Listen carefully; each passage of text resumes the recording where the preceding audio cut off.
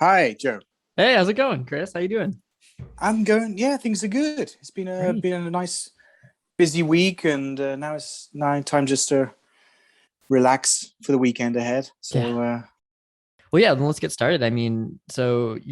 Chris, you're from what's your channel? Silent Locations, or what was the Yeah, silent film locations. A yeah, it's a weird kind of hobby that I've kind of fallen into really, because Mhm. I've always liked films and like cinema, but lots of the early black and white movies, those kind of things as well. But I kind of just fell into it when I moved to Sweden because Okay. I'm originally from England, Gotcha. and then I met a Swedish girl, and as most English people do, when they meet a Swedish girl, they move back to Sweden. So, so yeah, when I first moved here, I was trying to find like a bit of an interest when I came over here, just to like bridge the language gap. And then because I like movies, I thought actually, silent movies is actually going to be quite easy for me to just start off with, so I Sure. can watch. You don't have to know what's going on. You can just read the cards in the middle and just, oh, yeah, I can just translate that quickly, or I can pause that. Um, so yeah, when I first came here, I was trying to link my interest in movies, and I like some of those old black and white, like Lauren Hardy and things like that. Mhm. So I did a little bit of research, and I realized that Lauren Hardy actually came to Sweden in 1947, and Oh, wow. not actually much was written about it. And I was like, actually, I could do that as a kind of like language kind of project, just try and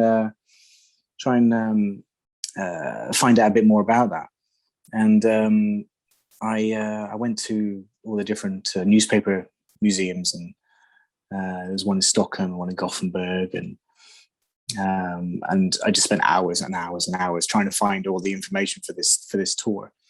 And it was so fascinating just to find these photos that had been lost for 70 odd years, and all the Mhm. different tour dates that they'd done, the posters and stuff. Um, and then in the end, they had sort of mapped out the whole thing, the parties that they went to, and the gigs that they played, and the theaters, and some of the cancellations that they had to make. And it was a nice journey to start off with when I first came over here, just to do that research. And then in the end, it actually ended up in a book. There's a book, Lauren Hardy, The European Tours, and the Sweden part is actually in that Oh, in that no book. way. So Wow, that's so awesome. so those kind of I didn't write the book. I just did the Sweden Sure. Yeah, yeah. That's amazing though. That's so cool. I don't have that much language skills to go to like Denmark and France and all the other Right. places that they went to. But yeah, so that was like when I first moved here. That was kind of how I got into, okay, oh, I'm interested in what happened in Sweden. And I kind of, because I like in the 80s, when I was growing up as a kid, we had the Lauren Hardy reruns. They used to be on like Mhm. every day during the summer holidays. And what else was there? It was Howard Lloyd, The World of Comedy. It was That was on during the summer holidays as well. Mhm. It was when actually, I think it was Howard Lloyd actually, he narrated it like 40 years later or something. So he's actually, Oh, it's so, wow. you should check it on YouTube. It's really, That's awesome. yeah, it's really cool. Um, so yeah, I was really interested in all those silent movie kind of heroes of Buster Keaton and Charlie Chaplin. So when I came Mhm. over here, I was like, I want to know about silent cinema in Sweden. And I didn't really know where to start apart from just watching a couple of movies and just go, okay, this is cool. All right, I wonder where that is. And it just kind of started thinking to myself, oh, I bet nobody knows where that is. Right, right. Yeah, and I've always liked like movie locations. Sort of goes back from when I first passed my driving test. I went off and Mhm. just wanted to go and find places like Doctor Who locations, or Sure. what else is it? Like I'll go to London, try and find places where John Lennon was, or it just whenever you had like the car, you go, right, I'm going to go here today, and I wonder what was filmed here. Right.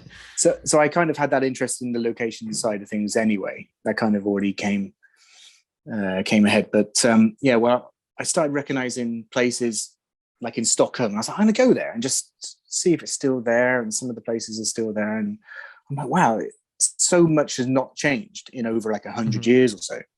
Sure. And I just find that absolutely fascinating.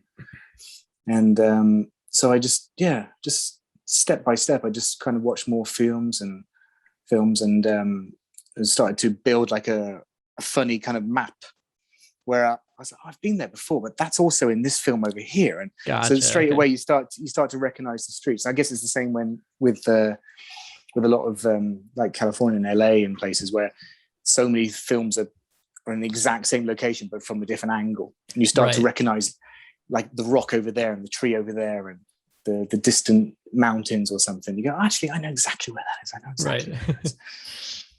So yeah, it kind of just started without any kind of plan to like share it. I was just interested. I always wanted to go and kind of visit it and just go, right, this is that kind of place. And there's so much in Sweden and Stockholm, and that is just kind of untouched, and no one knows it's there. You know, it's just waiting to be discovered. I've got endless folders of these different locations I've already found, but I know it's like 5 hours away. Sure, so it has to be that time where I go, right, yeah, I'm going to go that place. I wonder if I could take a quick detour and go like just down there. But I need a reason to tell my wife and say, oh. Totally. But she's very much, you know, why do you want to go here? Is it a location? Yes, it's a location. It's a location. Yep, I feel you there. I'm the exact same way. But well, that's cool. I mean, one of the reasons, you know, why your channel stuck out to me, and one of the reasons why I wanted to reach out in the first place is, I mean, film tourism and location hunting is kind of like a unique hobby in itself, and I feel like it's only getting more popular, you know, especially for social media. Over the past like year, I've realized that there's so many people into this. But I think something that stuck out to me from you was the whole silent aspect of it. And you know, you're talking about untouched territory in Sweden and all that, and I feel like, you know, there's so many, especially in the States, there's so many locations that people visit over and over again, which is awesome. But the silent film territory, I feel like no one, you know, explores that, which is so fascinating to me. And I love silent films myself. So one of the reasons why I would love to, you know, just chat and kind of get your opinion. And, you know, you kind of told me how you got started and all that, but I just think it's fascinating that you focus on that specifically, because there are so many silent films out there that people don't know. There's so much to learn about the beginning of like cinema and Hollywood and everything. It all starts there. You know, that somebody had to do the first close-up. Somebody had to do the first like stunt. You know, there's all these people that are just forgotten about, but they're the first ones to do like the special effects and, you know, the George Méliès, those kind of things. Yeah, totally. And you're just like, oh wow, and he did that when? Oh god, that was geez. And yeah, it's like you just think so much has been lost as well to like the nitrate, just, you know, and films getting destroyed or wiped over and stuff. I think it's kind of never ending from my perspective, as in, you know, there's so much to learn, there's so much to find out, and there's so many locations that, you know, would maybe never get found. But in a way, it's also a cutoff point, because, you know, it's 1929 to 28. You know, it's like, and then there's sound, and then that's my genre there. So I don't have to worry about everything else. That's sort of, there you go. after the talkies.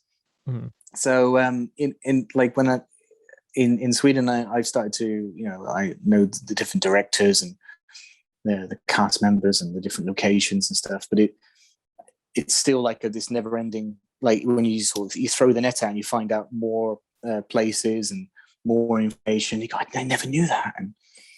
And so there's still plenty more to go after with kind of the Swedish side of things. Like for Sweden, we had two or three really good directors doing silent movies, and they also kind of went over to America as well and did movies. You had Moritz Stiller, who made loads of silent movies over here, really famous ones, and kind of discovered Greta Garbo and brought her over to America. So Wow. he kind of went over, yeah, and there's loads of kind of links with Hollywood as well. There's with obviously Lars Hansen is also a Swedish actor. He also went over to Hollywood as well and worked with I think it was Victor Hundström. I think it was him. But he also went over there as well. So there's and I think they came back as well. But Right. they kind of a lot of that early cinema side of the Swedish cinema really fascinates me, and starting to understand more about those directors, and their locations basically. Sure. Yeah. This is really really amazing one. It's called the story of Gustin Berlin, or the Gustin Berlin story, and it's Greta Garbo. It's like the main movie that kind of broke her sort of stardom, I suppose. Gotcha. It's like this 3-hour, like like a massive long movie. But those locations in there were the ones I was like, I wonder if that's there. And some of those locations are totally untouched. Like Wow. one of them, there's this clergyman who's played by Lars Hansen, and in this one scene, he's in this iron monk, whether you ironmongery, so you make horseshoes and and it's this like kind of like a mill. So it's inside in this kind of building, but it's like a really old like stone building with sort of wooden sides and like a kind of wooden roof as well. And I think it's part of the mill, so you have the water going past and everything. So there's these turning kind of cool. cogs and everything. And in the movie, you can see all this. And he's in the actual movie, he's writing us like this kind of suicide note, but he's writing it on this big stone. Okay. And literally, you can walk in there now, and you can see all the cogs are exactly where they were. The fireplace is exactly how it is. The floors and the walls are exactly. The stone that he wrote on is still there, and the writing is still on the stone. Oh my gosh, that's so cool. I mean, that's literally a like location. You're kind of literally just walked onto the set like they were just there. Wow, that's incredible. And then because that's about sort of three hours away, kind of journey. So I went there once, just like, okay, I'm gonna go find all these locations in one go, and I found this one, and I was like, wow, I'm just gonna stay here for a while now and just just take it in, because this is like there's loads of different shots in that one as well. There's another shot in that same location where the devil comes out of the chimney, like the chimney stack of this works place, and like that chimney hole is still there where he actually comes out and everything. Oh, cool! It's like you just can't make this up. Things just haven't changed in over 100 years. Sure. So it's sometimes it's worth doing those long journeys just to find these locations. 100%. Yeah. And I feel like, especially, in silent films, at least, like there's probably, I don't know, it's hard to tell because there might be a good chance that things are still the same way or not because it's been so long, but I feel like they don't get as many visitors. So, they're less inclined to change it. So I guess it goes hand in hand there, but that's fascinating. I think Stockholm itself has had a lot of changes over the last 100 or so years. Lots of massive areas have just been completely flattened but not as much as say the UK, for example. There's so many old towns, like Gamla they call them. So the old town is kind of still there. The old wooden houses are still there. So it could be a massive apartment block, like massive, I don't know, 8 stories high or something, and then you turn the corner and there's this old wooden house. So oh my gosh, it's like it's kind of like it is potluck. You kind of go, is this location here? It's no way. It's that. Wow, it's still there, because you see where it's sat, and then like the old wooden house is still there. Another really good location for that, the same film. It's further down in the suburbs of Stockholm. It's near the movie studios, and it's this kind of manor house. And if you kind of follow the production notes, it says, they built everything in the film Stardom Studios, and they even built this kind of replica house where they actually in the film, it was a fire. So they actually just built this replica house and then just burnt it down. And it was a manor. It was like a massive manor house. Jeez. So I was thinking, well, this location doesn't exist because it's, if they're going to build this to burn it down, then this is probably just the same thing. And then I was kind of searching for another location where I had a press photo. So the film doesn't exist anymore, but I had these press photos. I was like, actually, there's more in this picture. And that's exactly the same manor house as the one in the Ghost in Berlin movie with Greta Garbo. I was like, no, that's can't be that. So then I just literally used Google. And I was like, okay, manor houses in Stockholm. And then it's like, you just go through every single picture for like 2 hours. Just go, no. Because I don't know. Yeah, you just don't know where it would be. You just think, right. Just that one. And then eventually I came across this one, and there's these two kind of figurines on above the doorway, and I was like, that is the one. And I was just so, I was like, wow, because it's a Greta Garbo location. Sure, yeah. Okay. In the film, she comes out and she's saying goodbye and everything, and I was like, nobody knows this is here. No, literally, this is 100 years later. That's so cool. And I've just found a Greta Garbo location, and it was just like amazing thing to find.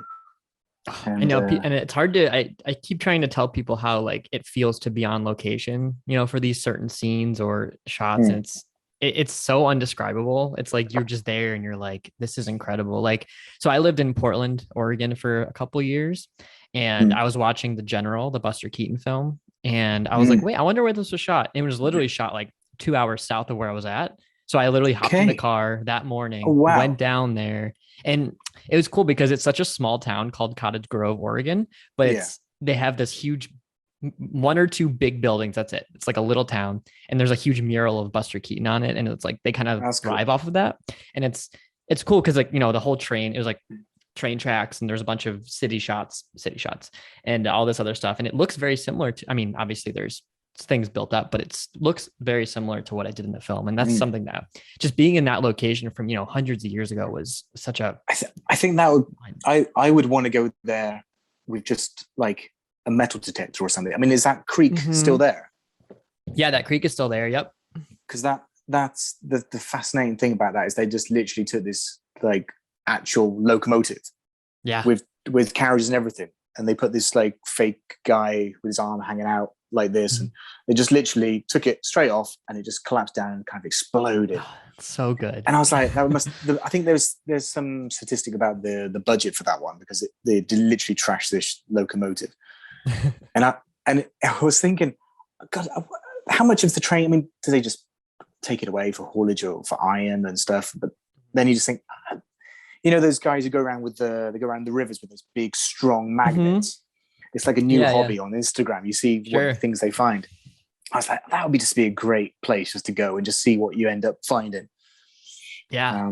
I never thought about that before. That would be such a cool idea. Cause what are the chances they cleaned everything up from that, Like, it's the same as the Back to the Future scene where they trashed the DeLorean on the train track, and people were picking up bits and stuff like that, and people have all got different parts of that DeLorean.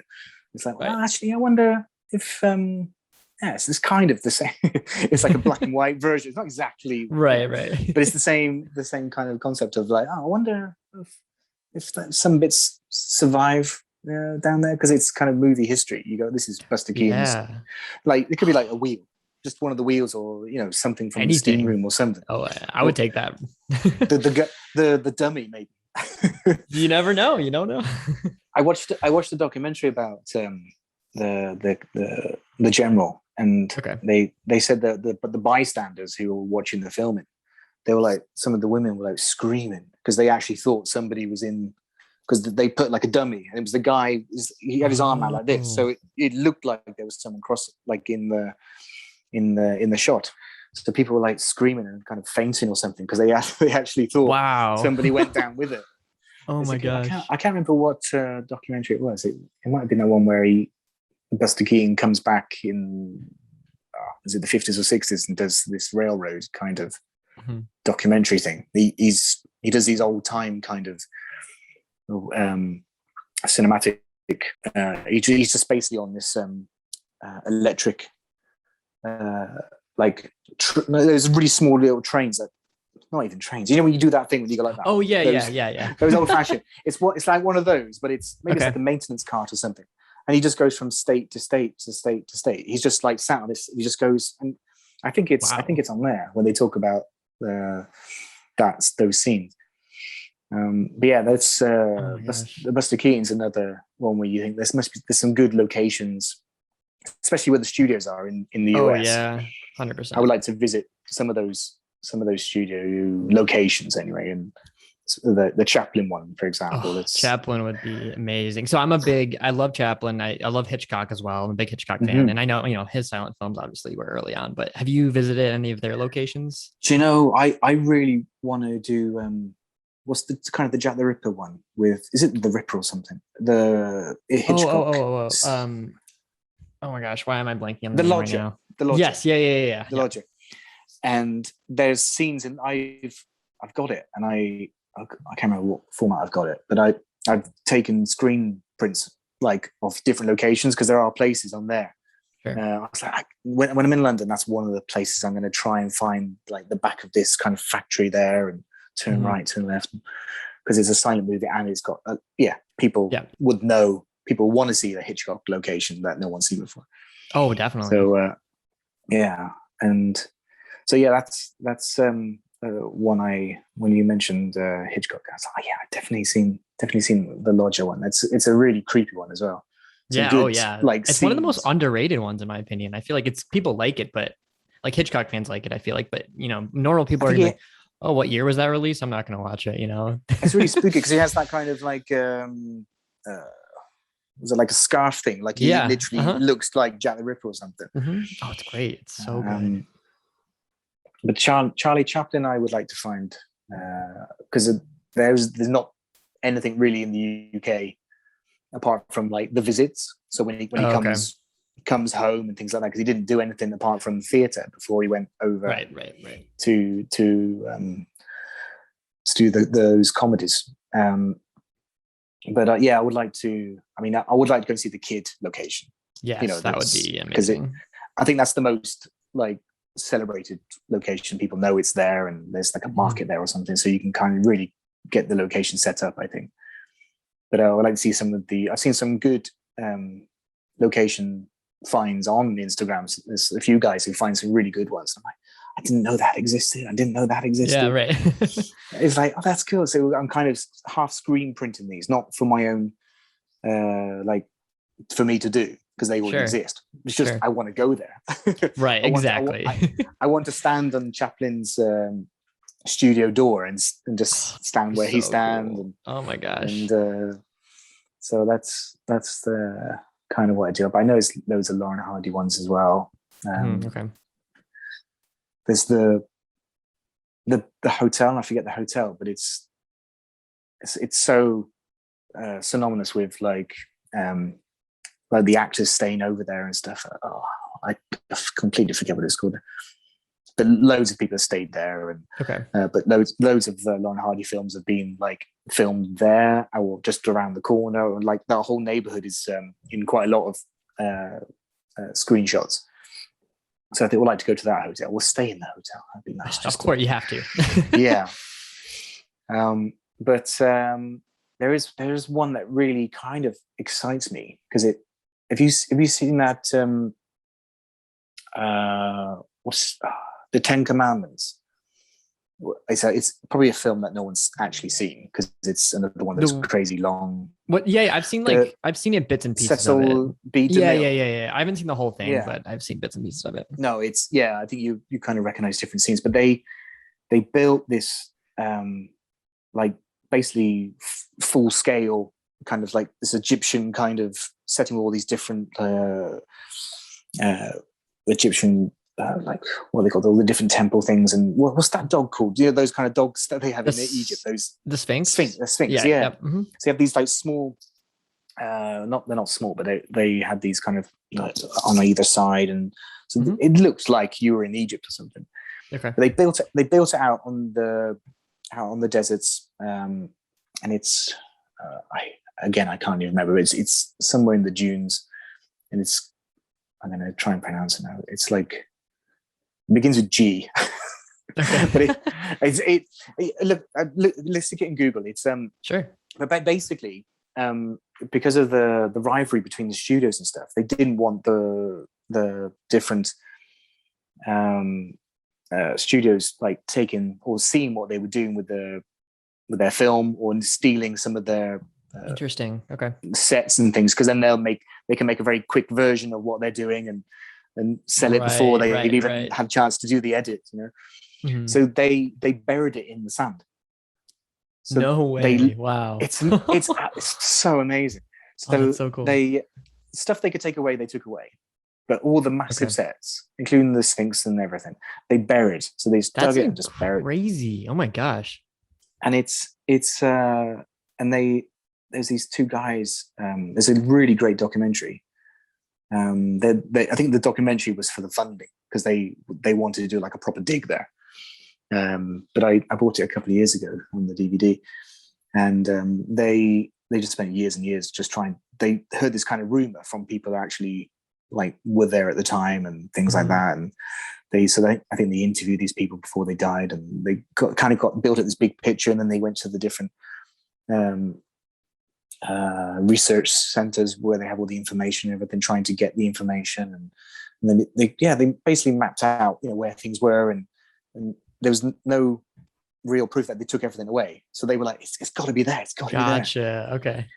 And yeah, it's in the DVD, they find like half a Sphinx when they do one dig there. So cool. And there's like a guest, like a museum thing in the dunes. I think the dunes is it's like a natural reserve, like a protected site kind of thing. So there's a museum for all different things, but they have a section where they have things about the movie. And but the reason I was like, I really want to go there, because I think when you go there, you go walking and there's just bits of plaster, thousands and thousands and thousands and thousands of pieces of bits of plaster. Sure, yeah. And you're like to anyone else, that's just rubbish on the beach. But to me, I was just like one piece of that. I just go, right, I've got a bit of Cecil B. DeMille's movie. Yeah. They're like, what's he looking here? Just like yeah, just a bit of white plaster from 100 years ago, but it's like no big deal. So that's kind of one of those obscure kind of locations I like to go to, because you can't match anything up. We kind of maybe could match up just the horizon or something, but I guess the sand dunes have moved, so there's no kind of bumps to match up or anything. But it's just the fact of you can go there and maybe you can't take it back with you, but I'm sure if there's like tens of thousands of pieces of plastic, you can probably just you can take just the one, maybe stick it on a key ring or something like that.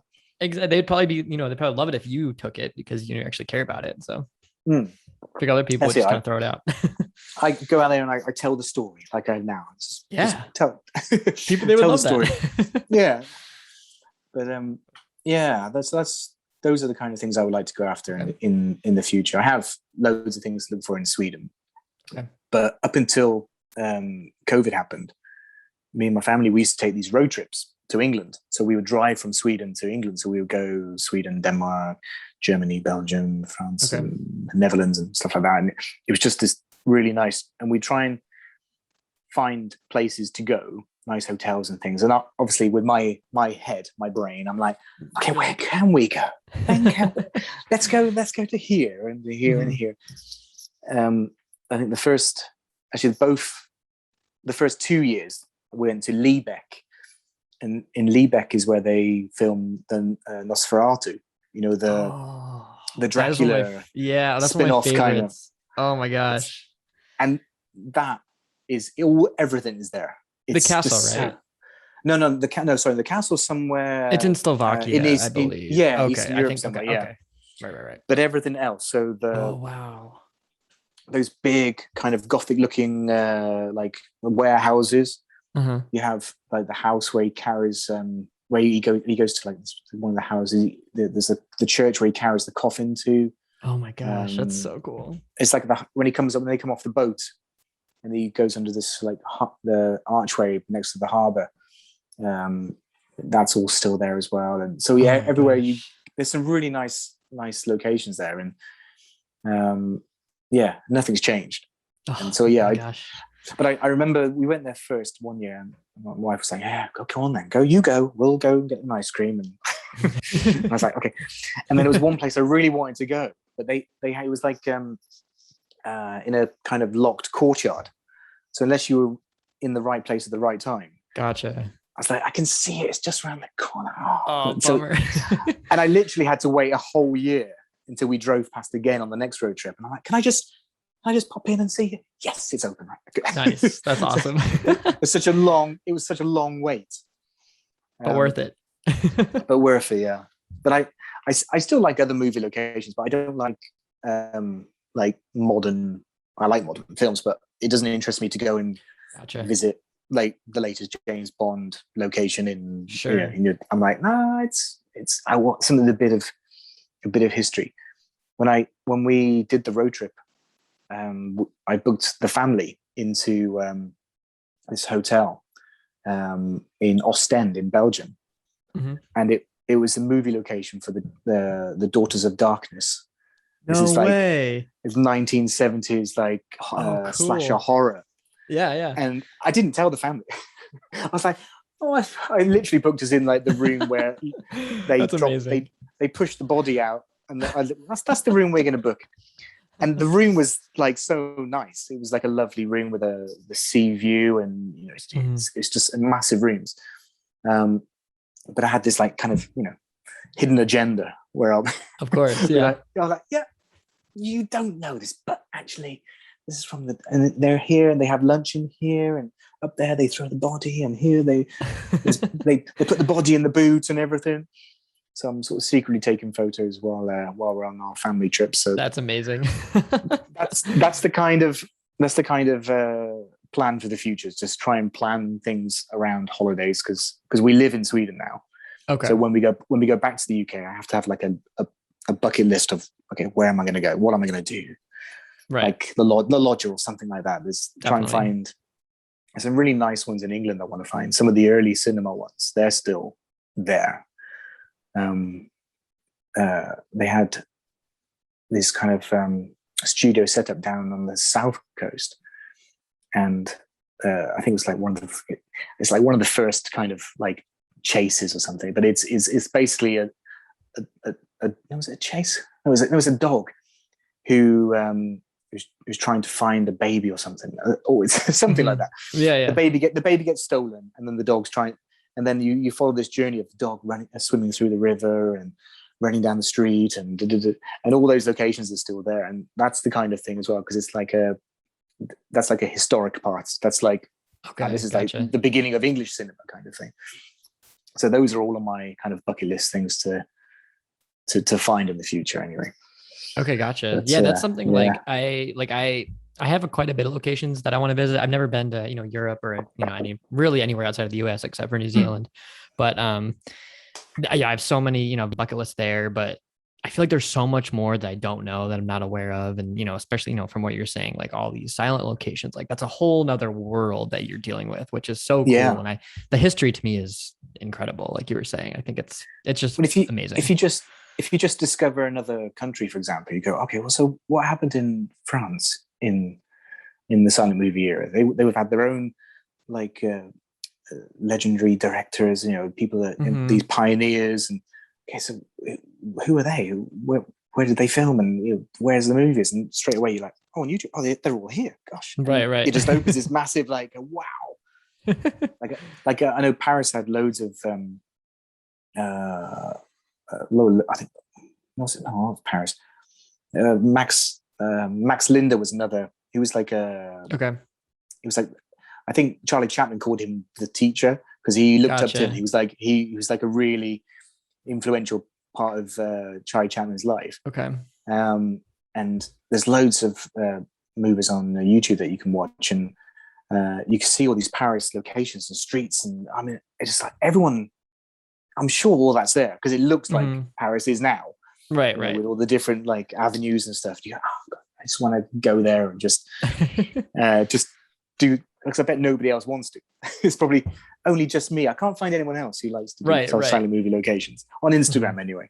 Yes. But there's lots of people in America that there's some I forget his name, but there's some really good YouTube videos of like Lauren Hardy and the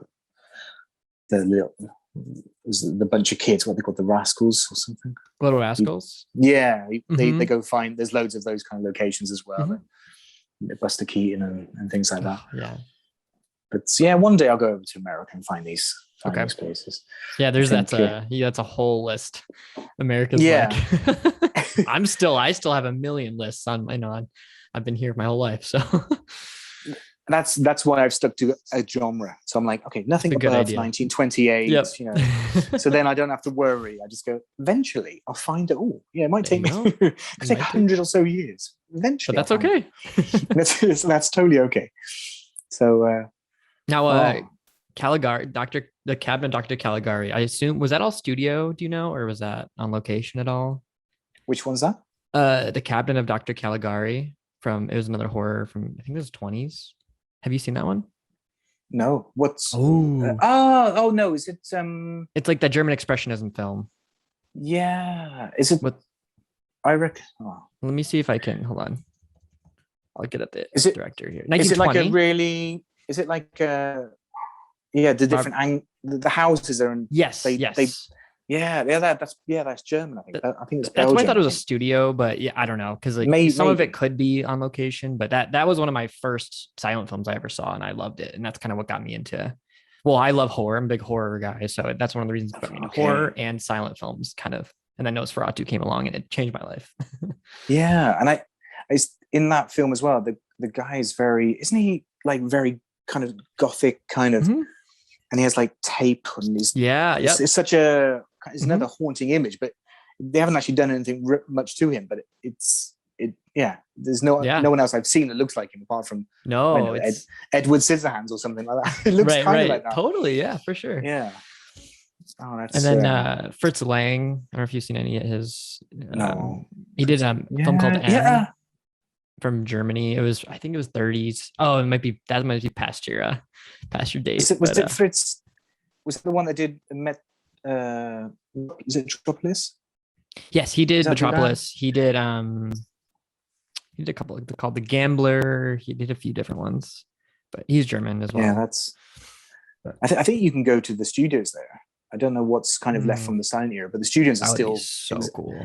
I think there's like a big statue of the robot woman. Oh, so like cool. on the grounds there. So I think I would like to find just some corner. Is this where they filmed the big scene? Brilliant. That's all I need to know.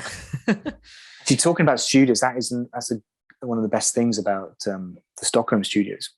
They had different ones through different eras and different times, but they built a studio. I think it was roughly 1920. I want to say 1920, 21.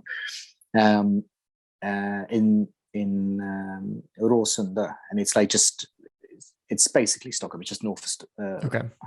It's a district of Stockholm. There's Solna, and basically it's kind of nearly all there still. They've kept the main gates to the studios. The gatehouse is now like a cafe. Some of the buildings, the laboratories are still there, and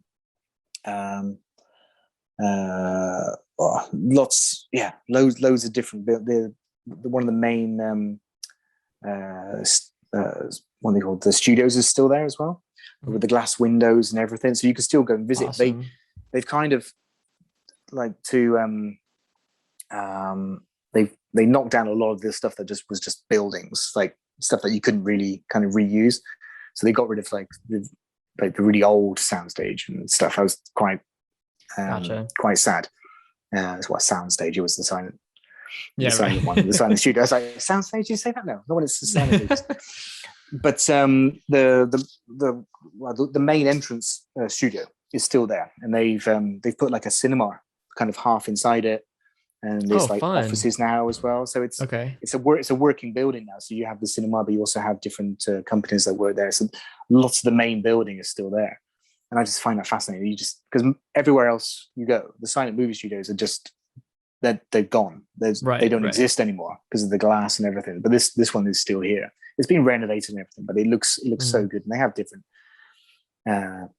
film events there and things like that. And but it's kind of like it's like the place I like to go to, because you can just sit down and have a cafe, coffee or something in the cafe, in the studio. And it's like just relax, and they have like a nice kind of retro feel where they have old things, and they have like a little mini library of all the different directors and actors. Gotcha. That's so cool.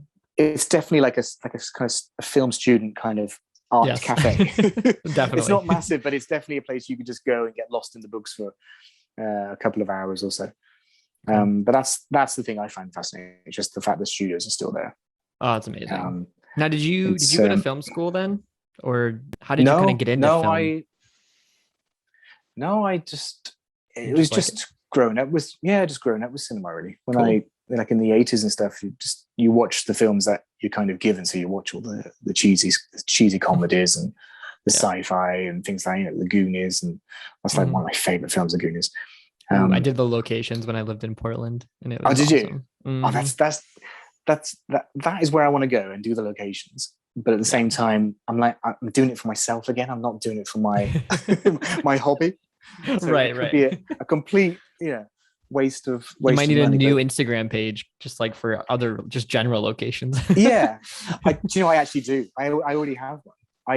Because I had ones I used to find, and what am I going to do with this? I'll just put it on here. So it's gotcha. But I don't hardly add to it because I'm not looking for them. So it's only just by luck or something if I find one. Okay, gotcha. so it's like, oh, did you know this one was filmed? Oh no, okay, that's it. But like on my other account, I've got different sitcoms and things. In England, we have The Young Ones. It was like a 1980s sitcom. It was so funny, and the house that they filmed everything in is like in Bristol, in the West Country. And you can just go to the house, and everything's exactly all the streets they walk around, like the laundrette they go to, the chemist they go to, the pub they go to. You can it's like a whole student heaven around there. That everyone, it's just it's shops and like retro shops and that kind of thing. So, but everyone sort of knows it's there. It's like an like kind of secret that they have there. Gotcha. So it's a bit of a sitcom heaven up there, really. I didn't know that. Cool. Yeah. And we have there's Only Fools and Horses as well, which is it ran for many years, like 10. I think it's technically still an open series, but they haven't filmed any for a long time. But they filmed that there as well. So every corner, every like road and stuff, you think, oh, that was in Only Fools and Horses as well. So it's a bit of a sitcom neighborhood, really. Cool. So I haven't really, it's just from watching films and getting really interested in the silent movies and realizing that I was kind of doing some research, and that kind of gave it a bit of a goal to sort of lead with, that I'm actually helping. So if I share these locations, they won't get lost, and no one knows Lauren Hardy came here in 1947, or no one knows these Greta Garbo early locations. They know them in America, and they probably celebrate some of these places, but no one knows where they are in Sweden.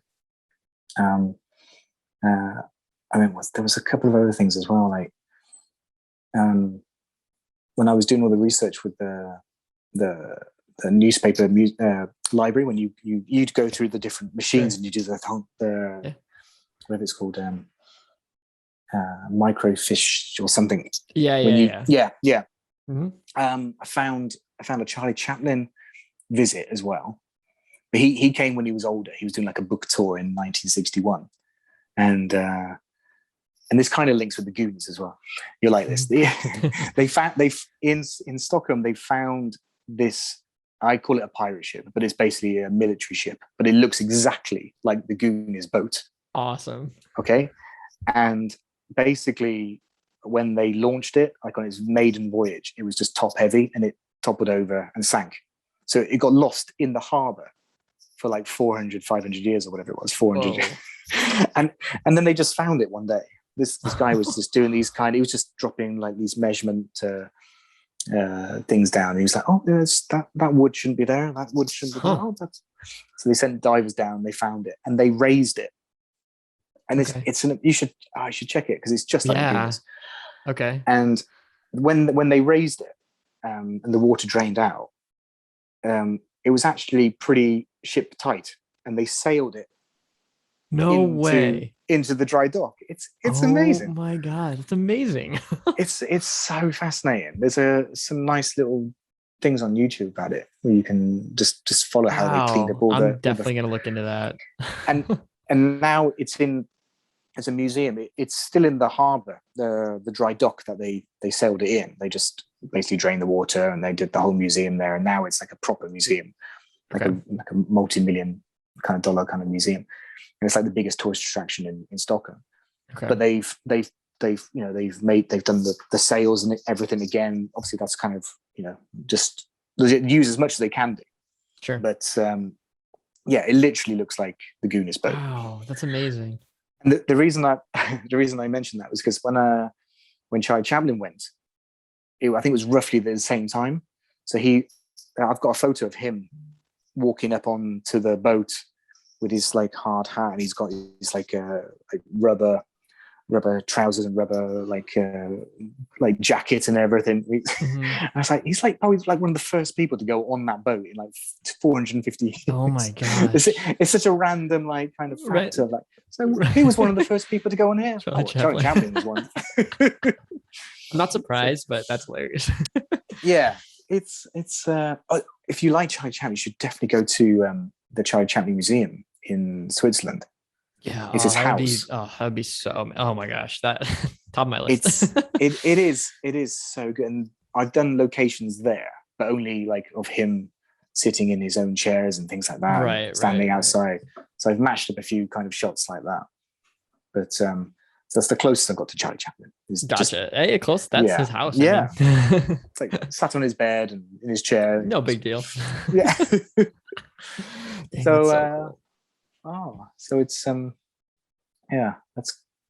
that's kind of my story, I suppose. Really cool. Well, I love that. I appreciate it. Yeah, and I just like to put it on in Instagram and just share with people, and people are interested. They're interested if they're not. It's not a big deal, but I just like to do these things when I go out and about, and just gives something a bit of makes it a bit more fun when you go out and just, all right, yeah, let's go for someone's birthday party in Stockholm. Yeah. Or we could do the birthday party and go to this park where I know they filmed XYZ films. Yes. And I do have many XYZ films in my little folders. And when we turn a corner, I'm like, I want to go there and take a photo. I love that. Yeah. Do you have like a database or like a spreadsheet, or how do you usually keep track of all your locations? I wish I did. Literally iPhone put into folders. So it's I think it's I have my personal iPhone, then I have my work one, and then the work one it gets kind of replaced very often. Gotcha. So it's always like the best camera. So then I store the photos on the old one. So it's this horrible mix and matching kind of like, okay, I can see the picture on this really old iPhone, like 6, and they got the brand new iPhone where I'm trying to take the picture, but trying to compare the two. Right. So yeah, it's just endless folders and a bit of a stress of thinking, oh, if I lost my phone or if I can't get the photos off my phone. So it just keeps building up to like 9,000 photos where I'm like, what am I going to do? Why? And it's just full of things like screenshots of a street. And I'm like, why did I screen print that street? And I have to keep going through my brain. Go, why did I? Well, it looks like that place there and that place there. And oh gosh. So yeah, some things just get lost when I find a location, but I've not like screen printed or something, put any notes next to it. Mm-hmm. So I'm like, oh, I found the location. There's the actual the scene, and I'm like, okay, but what's it from? So I'm like, oh, damn it. So it just sits there for ages. I've had one of those before where I just like, I know I've found the location, I've taken the picture, I've done the comparison, but I can't find what the film is called. So it's like, That's hilarious. but, I love that. but I'm gonna keep going, and then when the UK sort of opens its flight paths again properly. Now, at the moment, it's on like this amber list where you can travel, but only if you have to travel to the UK. Oh, okay. And then if you have corona, then you're kind of stuck for 10 days in another country as well. So it's very right. It's quite risky just to go away for like a long weekend or something. You lose all your holiday pay. Yes. Oh, man. You don't want that. But yeah, I can't wait to go back to the UK and find all these locations, because they'll be the easier ones to find. And then gotcha. Okay. I'll just have to save up and go to America. At some point. Yeah. It'll have to be like a present or something. Totally. I know, it's like, where would you start? I mean, you could go to New York and just hit everything, or LA and hit so many, or I don't know. There's so many. Like, I'm still struggling on where to go next. It would just stress me out knowing that I would visit somewhere and not realize something was filmed there. Mm-hmm. I'm like, well, how do you actually search for? Okay, we're in New York. What's here? Well, I know the Ghostbuster building, and that's it. Right. I'm like, but I know there's so many other things here. What else is here? So it's that kind of stresses me out if you haven't done the actual research before you go somewhere. Oh yes, 100%. Yeah. Cool. So have you found any done any Chaplin locations or anything then? I haven't here yet, unfortunately. No. I have a list. I have like my list of where I want to go, and I don't know. I always go back to Modern Times. I mean, that's one of my favorite. It's one of my favorite movies. It's one of my favorite plane movies. For some reason, I always watch it on an airplane. It's hysterical. I don't know. I haven't hit them though. I got to spend like a week and do everything. It's been super busy, but yeah. I think there's some locations in those Chaplin films where you just think, why don't we go there? I think it's in which is the one where they climb up the mountain in the snow with all those workers. It's not City Light. It's not. Is that the one where he's in that shack? Oh, that's the gold digger, isn't it? Must be the gold digger. Yes. Sounds. Because I was like, because there are some location shots from that, and they are somewhere, and I can't remember where it is, but I was thinking, oh, there's straight there. There's a place. If you live there, you probably didn't even know that was done. Yeah, 100%. That's crazy. So it's like, why there's a Charlie Chaplin location right there, but no, it's one day. Yeah, and that happens to me a lot actually when I go to locations that are like, oh, like, what are you doing? I'm like, taking photos. This was shot, and they're like, oh, okay, cool. I'm like, and I'm sure that happens a lot more with you as in doing the silent locations, because that's way back. yeah, definitely. And like I said earlier on, where when you go to like a street, you start to understand the patterns of the different directors, and each. Like there's one direction down in Gothenburg, and there's the Moritz Stiller and Victor Hundström in Stockholm. They were the main guys, and they kind of just have their own like little districts of where they did their work. It's like there's the Haga Park where they did Moritz Stiller. There are lots of his movies, and it's a place called Larkstaden, where they also did loads of movies there as well. And it's like a fingerprint. Like sure. That's their neighborhood. That's their neighborhood. And I think like movie scouts these days would love that information. We're like, oh, I did not know. That's a great place. Definitely. If it was good enough for him, like for so many films, for sure, it must be. Yeah. And whenever I've seen like there's a location scout. No, I think I'm not sure if he's a scout now actually, but he posted something not so long ago, and I was like, "Did you know that was a location as well for here?" I just like to just add little comments from time to time, like, "Oh, did you know this?" Oh, cool! I put it there, so I've shared the information, and now I don't have to worry about. I'm sure people appreciate that. So yeah, I think the odd one person. It's a very niche market. I'm like, just on the off chance, one person out of like 10,000 people, it's good odds for me. I don't mind if it's just the one person who presses like, and I did not know that was there. Well, this is awesome. I was like, that's what I thought too. I love that, the satisfaction. Yeah. But cool. Yeah, I mean, this has been great. I don't want to take up too much more of your time. It's been No, it's cool. It's now it's Friday evening, so it's just winding down for the week now, and the kids are on the online playing Fortnite, and there you go. it's just yeah, the sun is out. I was getting a little bit worried actually because I'm in the conservatory and it was absolutely peeing down like for the last couple of hours, and I was like, where's my backup place to go? And it's like, oh, it's the kids. It's going to be the kids' bedroom or something. I'm like, sure. But Well, that looks great. The sun came out, and I think the sun's moved as well. It's kind of gone around the conservatory. For sure. But yeah, it's been nice to chat to you, and yeah, as well. It's good to. I'll be following you guys a lot more on the podcast as well, and definitely, yeah. We'll stay in touch on social, and can't wait to see more of the locations. And if I'm ever in Switzerland or Sweden or anywhere out there, I'll let you know. Yeah. Oh yeah, definitely. I can show you some of the places. That'd be awesome. The Phantom Carriage. That's the one. Phantom Carriage. Because if you like horror movies, that's kind of that's up there because it has so many comparisons to The Shining.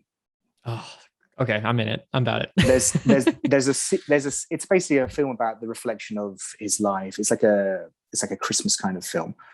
It's a New Year's Eve kind of film where he's this drunk guy and he's just having this reflection on life. But the scene, I think there's a couple of scenes, but the main scene, he's getting his axe and the door is locked in this bathroom and he's like smashing the door, he's literally smashing the door, literally shot for shot. And then he puts his head through and he does the whole like, here's Johnny, but he doesn't say here's Johnny. Right. But I don't think there's ever been a direct admittance like, oh yes, that was definitely, but it's so shot for shot. Carriage. Okay, that's really interesting. I'll have to check that out. Cool. I love that. I love those facts. You should look at the locations as well because they're really haunting as well because they kind of ghost. What do you say when you have the double exposure? So you see through the ghost. So you have the location, then you have this ghost coming past, and cool. You'll like those. Sweet. I'm definitely gonna check that out. Well, cool. I love that. Yeah. Well, it's nice to speak to you. Yeah, you as well. Great weekend. Yeah, you as well.